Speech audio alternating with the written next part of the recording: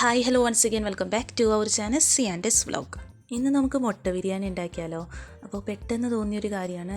എന്തായാലും ബിരിയാണി അരിയൊക്കെ വാങ്ങിക്കൊണ്ട് വന്നിട്ടുണ്ട്. അപ്പോൾ നമുക്ക് ഉള്ള സംഭവങ്ങളൊക്കെ വെച്ചിട്ട് ഒരു അടിപൊളി ബിരിയാണി അങ്ങോട്ട് റെഡിയാക്കാം കേട്ടോ. പിന്നെ എൻ്റെ സൗണ്ടിന് ചെറിയൊരു പ്രശ്നമുണ്ട്, അപ്പോൾ ചിലപ്പോൾ വോയിസ് കുറവായിരിക്കും, അതെല്ലാവരും ഒന്ന് അഡ്ജസ്റ്റ് ചെയ്യാം കേട്ടോ. അപ്പോൾ എന്തായാലും നമുക്ക് വീഡിയോയിലേക്ക് പോവാം. എൻ്റെ സ്പെഷ്യൽ എഗ് ബിരിയാണി റെസിപ്പി എങ്ങനെയാണെന്നുള്ളത് നിങ്ങൾക്ക് കൂടി കാണിച്ചു തരാം കേട്ടോ. കണ്ടിട്ട് ഇഷ്ടമായോ ഇല്ലേ എന്നുള്ളത് നിങ്ങൾ പറയാം. പിന്നെ അത് ഉണ്ടാക്കി നോക്കിയിട്ട് ടേസ്റ്റൊക്കെ എങ്ങനെയുണ്ടെന്നുള്ളതും ഒന്നുകൂടി ഒന്ന് കമൻറ്റ് ചെയ്ത് പറയാം കേട്ടോ. അപ്പോൾ എന്തായാലും നമുക്ക് നോക്കാം. അപ്പോൾ നമ്മുടെ ബിരിയാണി വയ്ക്കാനായിട്ട് അത്യാവശ്യം വേണ്ട സാധനങ്ങളൊക്കെ ഇവിടെ വാങ്ങിക്കൊണ്ട് വന്നിട്ടുണ്ട്. 1 കിലോ ബിരിയാണി അരിയാണ് ഡാഡി വാങ്ങിക്കൊണ്ട് വന്നേക്കുന്നത്. അപ്പോൾ നമ്മുടെ ചെറിയ അരിയില്ലേ അതാണ് കേട്ടോ. പിന്നെ കുറച്ച് താറാമുട്ടയും വാങ്ങിയിട്ടുണ്ട് കേട്ടോ. അപ്പോൾ നമ്മുടെ മെയിൻ ഐറ്റംസ് ഇവരാണ്. പിന്നെ ക്യാരറ്റും ബീൻസൊക്കെ വാങ്ങിയിട്ടുണ്ട്. പിന്നെ ഞാൻ മല്ലിയില വാങ്ങാൻ പറഞ്ഞിട്ടുണ്ടായിരുന്നു. നമ്മളിപ്പോൾ ബിരിയാണി അരിയിലായാലും പിന്നെ കറിയിലായാലും മല്ലിയില ഇടാറുണ്ട് കേട്ടോ. പക്ഷേ സംഭവം മൊത്തം ചീത്തയാണിട്ട് ഇലയ്ക്ക് ഇങ്ങനെ വാടി ഒരുമാതിരി ബ്രൗൺ കളറായിട്ടായിരുന്നു കേട്ടോ. അപ്പോൾ അതിൽ നിന്ന് നല്ലത് നോക്കി എടുക്കാനാണ് പറഞ്ഞത്. പക്ഷേ ഞാൻ നോക്കിയപ്പോൾ എല്ലാം ഏകദേശം ഈ ഒരു രീതിയിൽ തന്നെ ഇങ്ങനെ വാടി നിൽക്കായിരുന്നു. പിന്നെ നമ്മൾ തപ്പി പിടിച്ച് അതിൽ നിന്ന് 1-2 മാത്രം നല്ലത് നോക്കി എടുത്തിട്ടുണ്ട് കേട്ടോ.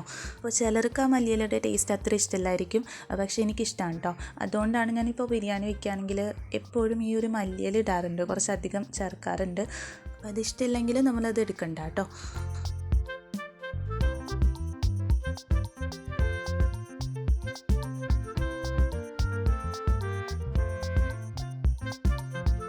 അപ്പോൾ ഇതുപോലെ ഒരു ക്യാരറ്റും പിന്നെ 3-4 ബീൻസും കുറച്ച് മല്ലിയിലയും തപ്പി പിടിച്ച് നമ്മൾ എടുത്തിട്ടുണ്ട്. ഇനി നമുക്ക് സവാള വേണ്ടേ. അപ്പോൾ ഫ്രൈ ചെയ്യാനായിട്ടും പിന്നെ കറിയിലിടാനായിട്ടൊക്കെ ആയിട്ട് ഞാനൊരു 4 വലിയ സവാള എടുക്കുന്നുണ്ട്.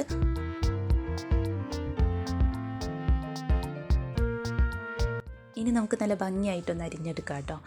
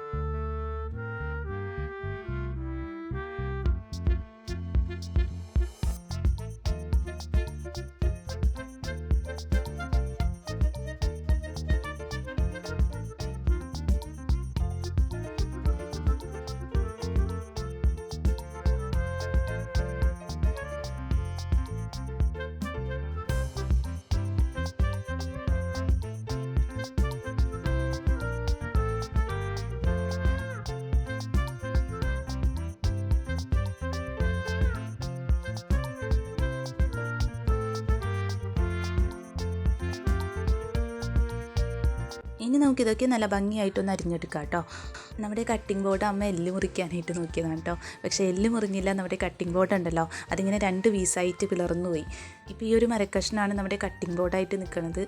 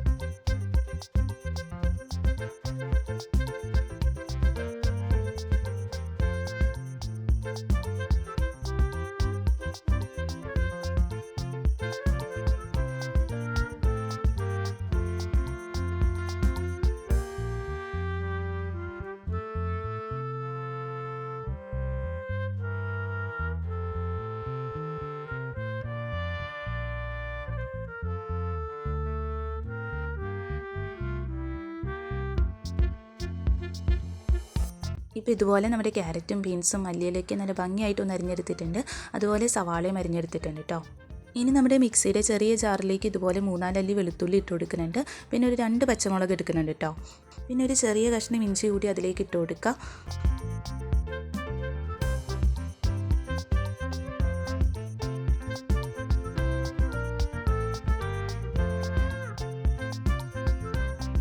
എന്നിട്ടൊന്ന് ക്രഷ് ചെയ്തെടുക്കുമ്പോൾ ഇതുപോലെ നമുക്ക് കിട്ടിയിട്ടുണ്ട്. ഇനി നമ്മുടെ ബിരിയാണിക്ക് ആവശ്യമായിട്ടുള്ള മസാലയൊക്കെ റെഡിയാക്കുന്നുണ്ട് കേട്ടോ.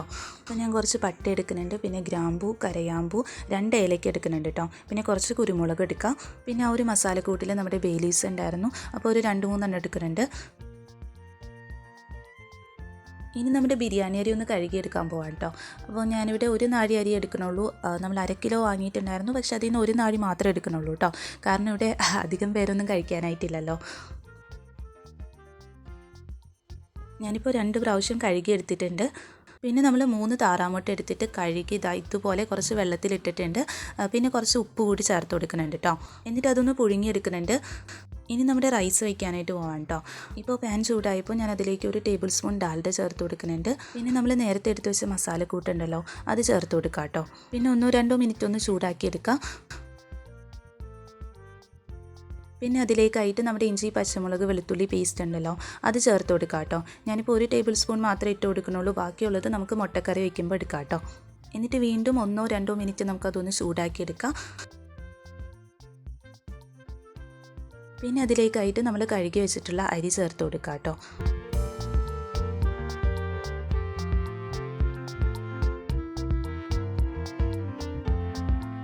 പിന്നെ നമ്മൾ വീണ്ടും 1-2 മിനിറ്റ് ഇതുപോലെ ഒന്ന് ചൂടാക്കി എടുക്കുന്നുണ്ട് കേട്ടോ.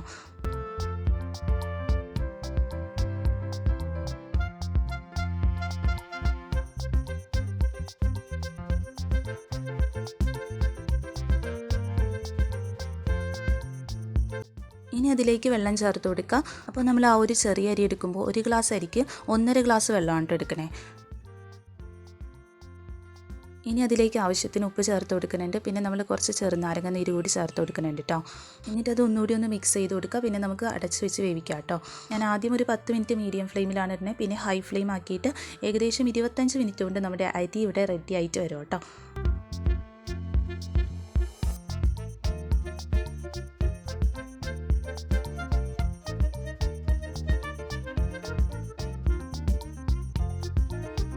പിന്നെ നമ്മൾ മുട്ട പുഴുങ്ങാനായിട്ട് വെച്ചിട്ടുണ്ടായിരുന്നു. അപ്പോൾ അതിൻ്റെ അവസ്ഥ എന്തായെന്ന് നോക്കാം കേട്ടോ. കുറച്ച് നേരം കൂടി കഴിയുമ്പോൾ അത് റെഡിയാവും. ഇപ്പോൾ ഒരു 20 മിനിറ്റ് കഴിഞ്ഞിട്ടുണ്ട്. അപ്പോൾ നമ്മുടെ റൈസ് എങ്ങനെയായിട്ടുണ്ടെന്നൊന്ന് നോക്കാം.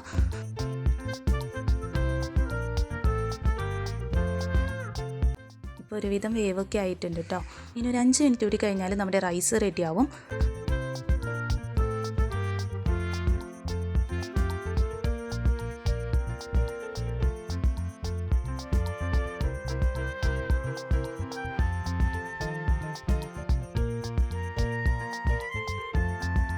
അപ്പോൾ നെക്സ്റ്റ് നമ്മുടെ സവാള, കശുവണ്ടി, കിസ്മിസ് അതൊക്കെ നമുക്കൊന്ന് ഫ്രൈ ചെയ്തെടുക്കാം കേട്ടോ.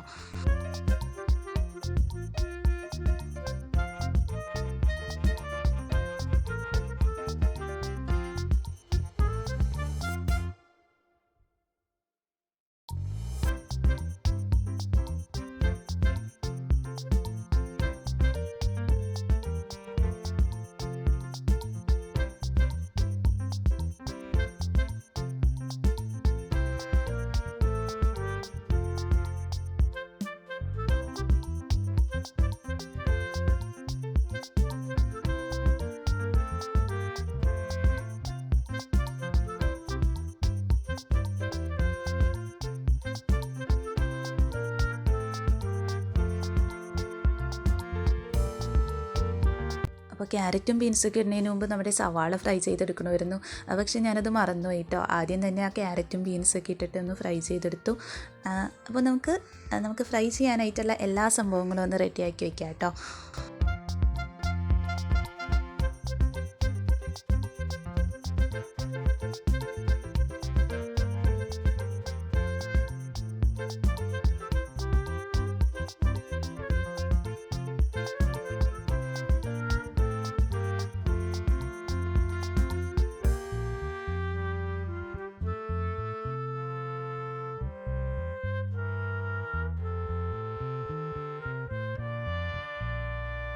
അങ്ങനെ നമ്മൾ ഫ്രൈ ചെയ്യാനായിട്ടുള്ളതൊക്കെ ഒന്ന് ചെയ്തെടുത്തിട്ടുണ്ട്. ഇനിയിപ്പോൾ നമ്മുടെ മുട്ടക്കറി റെഡിയാക്കി എടുക്കാം. അപ്പോൾ ആദ്യം നമ്മൾ എണ്ണ ചൂടായി കഴിയുമ്പോൾ കുറച്ച് സവാള ചേർത്ത് കൊടുക്കുന്നുണ്ട്. പിന്നെ കുറച്ച് ഉപ്പ് കൂടി ചേർത്തിട്ടൊന്ന് വഴറ്റിയെടുക്കാം കേട്ടോ.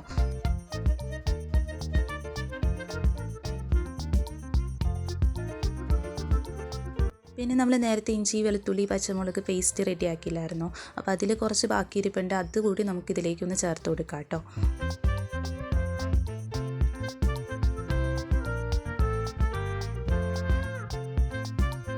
അത് നന്നായിട്ട് വഴറ്റിയെടുത്തിട്ട് നമ്മളതിലേക്ക് മസാലയൊക്കെ ചേർത്ത് കൊടുക്കുന്നുണ്ട്. അപ്പോൾ കുറച്ച് മഞ്ഞൾപ്പൊടി, പിന്നെ ഒരു 1-2 ടേബിൾ സ്പൂൺ മുളക് പൊടി ചേർത്ത് കൊടുക്കുക. പിന്നെ കുറച്ച് മസാലപ്പൊടി കൂടി ചേർത്ത് കൊടുക്കുക കേട്ടോ. ഇവിടെ ഞാനൊരു കാര്യം മറന്നുപോയിട്ടുണ്ട്, നമ്മുടെ കറിവേപ്പില ചേർക്കാനായിട്ട് മറന്നുപോയി. അപ്പോൾ നിങ്ങൾ ചെയ്യാണെന്നുണ്ടെങ്കിൽ വേപ്പിലയും കൂടി ചേർത്ത് കൊടുക്കുക കേട്ടോ. പിന്നെ മസാലയൊക്കെ ഇട്ടൊന്ന് മൂപ്പിച്ചെടുത്തിട്ട് നമ്മൾ നേരത്തെ പുഴുങ്ങി വെച്ചിട്ടുള്ള താറാമുട്ട ഉണ്ടല്ലോ, അത് ചേർത്ത് കൊടുക്കുന്നുണ്ട്. എന്നിട്ടത് നന്നായിട്ടൊന്ന് മിക്സ് ചെയ്ത് കൊടുക്കുക. പിന്നെ ഒരു 2-3 മിനിറ്റ് നമുക്കൊന്ന് ചൂടാക്കിയെടുക്കാം കേട്ടോ.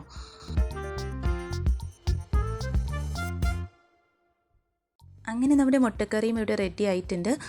ഇനി നമ്മുടെ റൈസിലേക്കായിട്ട് നമ്മൾ നേരത്തെ ഫ്രൈ ചെയ്ത് വെച്ച ക്യാരറ്റും ബീൻസും ഉണ്ടല്ലോ, അത് ചേർത്ത് കൊടുക്കാം കേട്ടോ.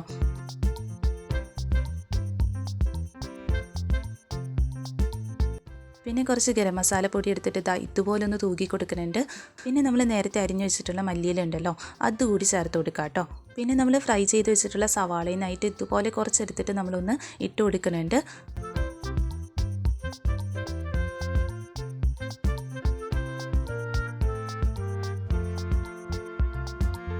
പിന്നെ ഒരു ടീസ്പൂൺ നെയ്യ് ചേർത്ത് കൊടുക്കുന്നുണ്ട് കേട്ടോ. ലാസ്റ്റ് നമ്മൾ കുറച്ച് പൈനാപ്പിൾ എസൻസ് കൂടി ചേർത്ത് കൊടുക്കുന്നുണ്ട്. എന്നിട്ട് അത് മൂടി വെച്ചിട്ട് ഒരു 5 മിനിറ്റ് കൂടി നമുക്ക് ലോ ഫ്ലെയിമിലിട്ടൊന്ന് ചൂടാക്കിയെടുക്കാം കേട്ടോ.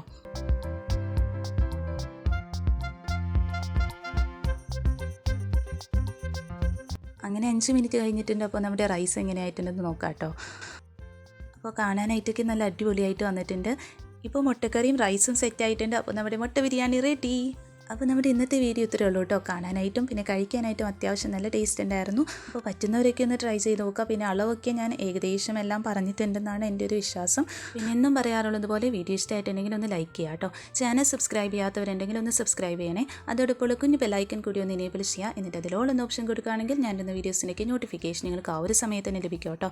പിന്നെ നിങ്ങളുടെ സജഷൻസും ഫീഡ്ബാക്സും കമൻറ്റ് ചെയ്യാനും മറക്കരുതേ.